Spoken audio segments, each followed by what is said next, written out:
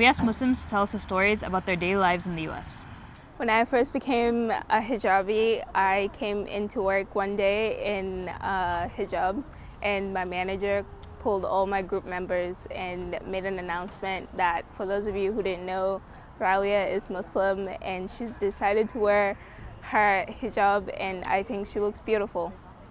So I fenced throughout high school and I'm now in college, and I put on the hijab halfway through high school. When I first put on the hijab, as I was fencing, it was a really big struggle to take off and put on my mask with the hijab on, because it would always fall off whenever I would take my mask off. So throughout competitions, whenever I would take my mask off and the hijab would start falling, my teammates, who were all non-Muslims, would run over from wherever they were in the room to come and cover me up, which meant a lot to me because, non-Muslims making that effort, it meant a lot to me, as a small thing.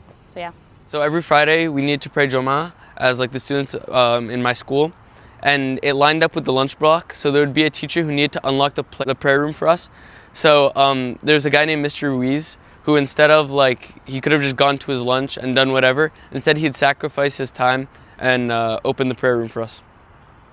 So one example of my non-Muslim friends supporting me as a Muslim is that during Ramadan, while they're eating snack or lunch, they would sort of stop whenever I'd walk in to sort of support me because they know I can't eat. And they'd also leave the office so that I can pray.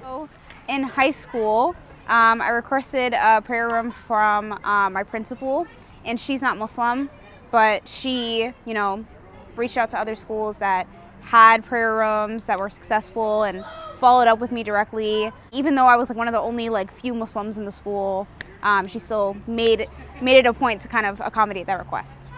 So one time I was praying in a parking lot, and somebody in a motorcycle came right next to me while I was praying. And while I was praying, I was like, oh my God, I'm going to die. He's going to take me or do something to me. But he was just trying to make sure I was okay. He said to me, Assalamu alaikum, right afterwards. And I just thought it was really nice.